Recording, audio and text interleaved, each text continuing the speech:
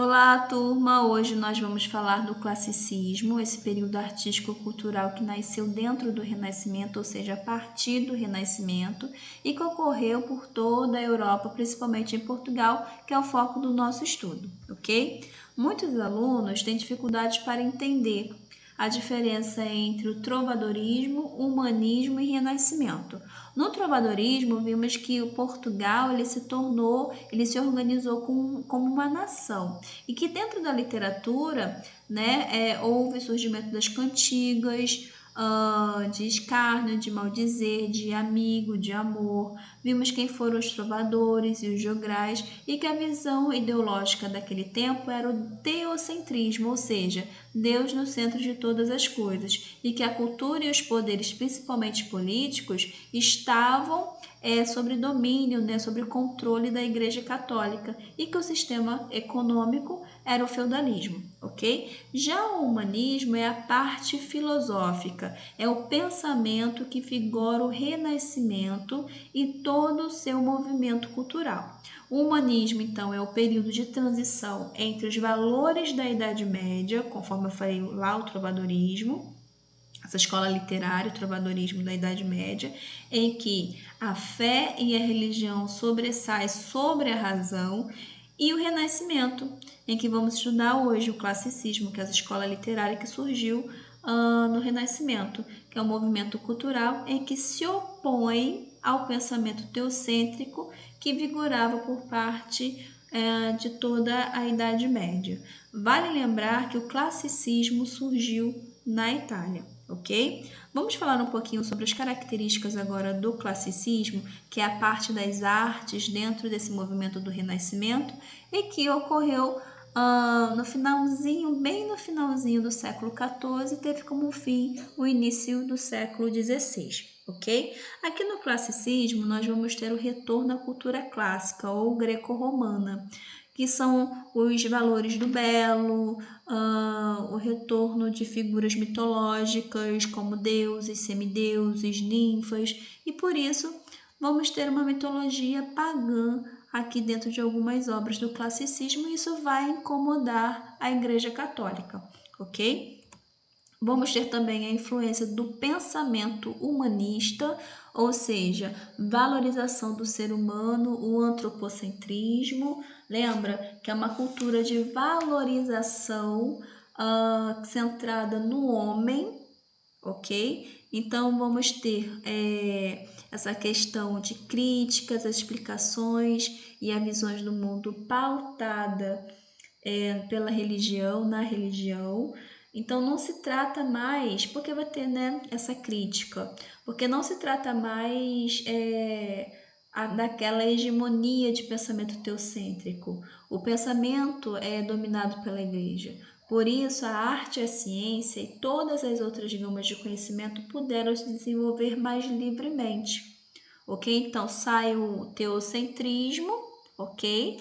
E aí entra o antropocentrismo, e com isso vai surgir críticas às explicações e às visões de mundo pautadas na religião, ok? Vamos ter também com isso o racionalismo, que é a valorização da capacidade de raciocinar. Então, vamos ter o culto à razão, e isso é extremamente importante, pois o racionalismo vai estar presente em todas as outras características, tá? Inclusive aqui nessa parte da reflexão sobre o mundo e sobre o lugar no mundo, e principalmente nessa questão da busca do equilíbrio, rigor e pureza formal. Então, os artistas aqui no classicismo, eles só conseguem essa pureza porque toda emoção vai passar pelo crivo, ou seja, pelo filtro da razão, ok? E aí ocorre finalmente o universalismo, né? Os poetas queriam fazer uma arte que não fosse local, mas que fosse eterna e universal, e para fazer isso eles precisavam se aproximar do belo.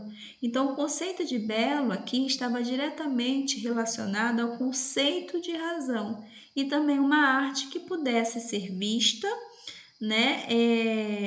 a ser lida e a ser apreciadas, vamos dizer assim, pelas futuras gerações, ok?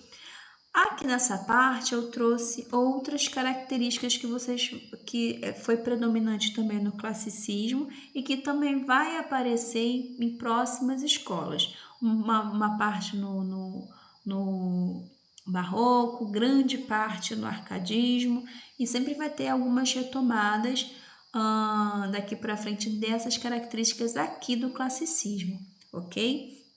Então, vamos ter o hedonismo, que é a busca pela satisfação dos desejos humanos, o carpe diem, que é a fruição do dia, porque a vida é passageira, a efemeridade do tempo, que é a constatação que a vida passa muito rápido, neoplatonismo, o amor sensual e ao mesmo tempo platônico, ou seja, aquele amor que não é correspondido e nunca vai se concretizar.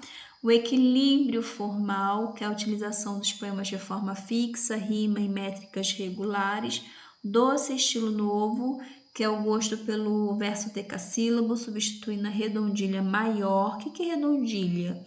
Né? Redondilha são versos que possuem 5 sílabas poéticas e 7 sílabas poéticas, sendo que a redondilha menor é aquele verso que tem 5 sílabas poéticas, e a redondilha maior é aquele que é um verso que tem 7 sílabas poéticas. Aqui então vai ter essa substituição dessa redondilha maior e no lugar ficou o verso decassílabo, né? Que aí a gente vai ter os sonetos, que vamos ver muito na obra de Camões, que a gente vai ver daqui a pouquinho, tá?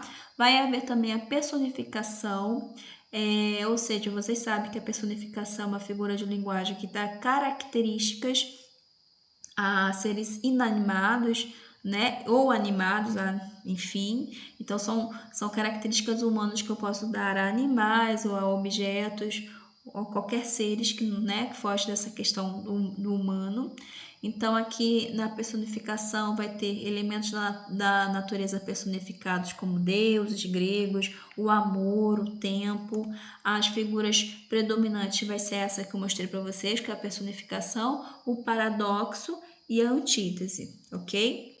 Vamos seguir. Na literatura, vamos ter 3 tipos, tá? Vamos ter o épico, que é o gênero em construção de uma narrativa nacional, seguindo o modelo greco-romano, grandes feitos, conquistas e um homem como herói, né? É o que é típico de um gênero épico, ok? Vamos ter o soneto, que é aquela estrutura mais formal, mais fixa do poema, em que vai ter 2 quartetos, 2 tercetos, os versos em decassílabos, ok? Uma metrificação muito rígida. E aqui, né, no classicismo, até que surge o soneto, né? O soneto surge aqui no classicismo, porque até então não se tinha essa métrica, essa medida, ok? A sátira também vai ter na literatura aqui do classicismo, principalmente naquela questão de ridicularizar os ideais, os costumes medievais, principalmente do clero e da nobreza, ok? Vamos seguir. O classicismo em Portugal ocorre em 1527, 1580. As características, gente, aqui das obras do classicismo em Portugal vai ser tudo aquilo que eu falei anteriormente, tá? Mas o que marca o classicismo aqui em Portugal? A volta de Sá de Miranda da Itália trazendo a medida nova, que é o soneto, ok? Então vai ter a introdução da medida nova, que é o cultivo do soneto do verso decassílabo. O que é um verso decassílabo? São aqueles versos que têm 10 sílabas poéticas, ok? Vamos ter a imitação da estética greco-romana, conforme eu falei anteriormente, e o marco final vai ser a morte de Camões e o domínio espanhol em Portugal, ok? Então, grave isso aí. Marco inicial, a volta de Sá de Miranda da Itália, trazendo a medida nova, que é o cultivo do soneto. Vamos ter essa questão da imitação da estética greco-romana e qual é o final do classicismo em Portugal? A morte de Camões e o domínio espanhol em Portugal, ok? Vamos seguir. Vamos falar um pouquinho sobre Camões, ok? Camões, ele foi como que eu posso falar para vocês? Foi um poeta e um soldado português. Não se sabe ao certo Quando exatamente ele nasceu, alguns estudiosos colocam como 1524, sabe ao certo quando ele morreu, né? Quando ele faleceu, que foi em 1580, ok? Ele é considerado o maior escritor do período do classicismo e, além disso, ele é apontado como um dos maiores representantes da literatura mundial. Aqui eu trouxe também algumas características para acrescentar ao que eu falei para vocês.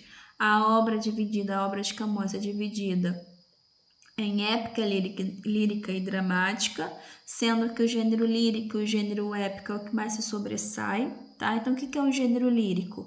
Vamos ter os sonetos, lembra dessa parte sonetos, tá, gente? Soneto é a medida nova, é típica do classicismo.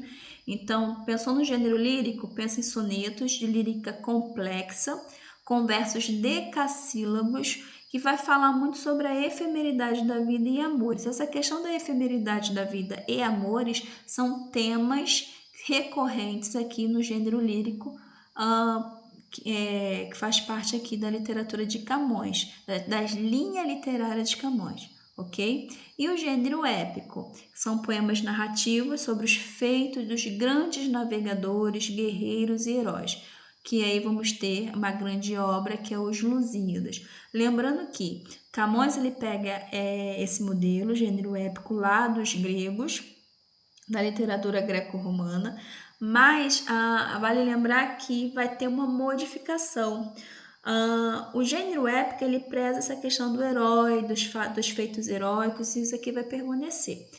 Os gregos, eles tinham como heróis seres que não existiam, né? Semideuses, deuses, então não eram pessoas reais que tiveram existência. Aqui no gênero épico, com Camões, os Lusíadas, vamos ter o herói, né? E um herói verdadeiro, um herói coletivo, ok? Porque vai ser o povo português, vai ser a nação de Portugal, representada pela figura de Vasco da Gama, mas isso a gente vai ver daqui a pouquinho, tá? Então, o que vocês têm que gravar? Que o gênero épico são poemas narrativos sobre os feitos dos grandes navegadores, tá? Guerreiros e heróis. Porque aqui você tem que contextualizar, né? Portugal nesse período ele está à frente das grandes navegações, ele está desbravando, né? Terras e terras, então ele está à frente, ele está comandando esse período naquelas conquistas de novas terras. Então o Camões ele vai fazer tipo uma identidade, né? Buscar uma identidade nacional, exaltação à nação. A gente vai ver isso muito nos Lusíadas, ok? Em Os Lusíadas, melhor dizendo. Aqui eu trouxe um poema lírico, Amor é Fogo que Arde Sem Se Ver, de Camões, para a gente poder entender um pouco sobre essa lírica dele, tá? Então aqui pela forma, você já consegue perceber que eu estou trabalhando um soneto. Eu tenho as duas primeiras estrofes são quartetos e as duas últimas tercetos. E aí vai haver as figuras de linguagem que eu vou mostrar para vocês daqui a pouco. Eu vou dar uma lidinha para vocês conseguirem perceber mais ou menos, tá? Então tá assim, ó, o amor é fogo que arde sem se ver, é ferida que dói e não se sente, é um contentamento descontente, é a dor que desatina sem doer. É um não querer mais que bem querer, é um andar solitário entre a gente, é um nunca contentar-se de contente, é um cuidar que se ganha em se perder. É querer estar presa à vontade, é servir a quem vence o vencedor, é ter quem nos mata, lealdade, mas como causar pode seu favor nos corações humanos a amizade, se tão contrário assim é mesmo o amor. Então você consegue perceber justamente só pela temática, só pelo título do poema que ele vai trabalhar que temática? O amor. E aí ele vai usar, ele na hora de trabalhar essa temática, ele vai usar principalmente aqui no poema dele uma figura de linguagem que se chama paradoxo. O que é paradoxo? Lembra que no nosso estudo de figuras de linguagem são ideias contrárias, mas que às vezes não mantêm uma lógica. Entende? Quando eu falo assim, olha lá no primeiro verso, amor é fogo que arde sem se ver. Aí olha na segunda, é ferida que dói e não se sente. Como pode uma ferida... Ó, eu tenho duas ideias opostas, dói e não se sente. dói e não se sente. Como pode uma ferida doer e não se sentir? Então, eu tenho duas ideias opostas aqui, o dói e não se sente, ok? E aí, mas essas duas ideias opostas, elas não mantêm uma lógica entre si, causam um embate aqui, entende? Então, como pode uma ferida doer e você não senti-la, ok? Aí, logo no terceiro verso da primeira estrofe, eu tenho assim, é um contentamento descontente, é dor que se desatina sem doer. Esse contentamento descontente, eu já tenho uma antítese, até aí tudo bem. Já no quarto verso, eu tenho assim, a dor que desatina sem doer. De novo, eu tenho um paradoxo. E assim vai se passando ao decorrer do poema. Então, aqui só foi bem brevemente, porque senão o vídeo fica muito longo, mas brevemente eu falei um pouquinho para vocês entenderem essa questão do soneto, entender o que é um paradoxo aqui no poema de Camões, a antítese, e você vê que a temática recorrente das líricas dele é o amor. E sempre trabalhando com esse jogo, com esses jogos de ideias, ok? Vamos seguir. Aqui já na parte Os Lusíadas, que é a grande obra de Luís de Camões, eu tenho algumas informações para passar para vocês. Primeiro, né, essa obra foi publicada em 1572 e celebra os feitos marítimos e guerreiros de Portugal, ok? Lembrando que o herói aqui é coletivo, é a nação, não esqueçam disso, tá? Destacam-se as conquistas ultramarinas, as viagens por mares desconhecidos, a descoberta de novas terras, o encontro com povos e costumes diferentes, tomando como assunto central a viagem de Vasco da Gama às Índias. Camões fez do navegador uma espécie de símbolo da coletividade lusitana. É o que eu falo para vocês, o Vasco da Gama, ele simboliza, ok, o verdadeiro herói, que é quem? O povo português, a nação portuguesa, Portugal, vamos dizer assim, tá? Ele, aqui nessa obra Os Lusíadas, ele exaltou a glória das novas conquistas e as proezas dos navegadores portugueses. Isso permitiu comparar os feitos dos portugueses com as façanhas dos lendários heróis dos poemas de Homero, Odisseia e Ilíada, e de Virgílio, Eneida. Então, se você vê uma questão que fala, os Lusíadas mantêm uma intertextualidade, uma menção a que obras clássicas? Vocês sabem que vai ser a Odisseia e a Ilíada de Homero e Virgílio e Eneida de Virgílio, ok? Vamos seguir. Aqui eu já vou mostrar um pouquinho sobre mais algumas características deles, mas assim, no enredo da obra, né? Melhor dizendo.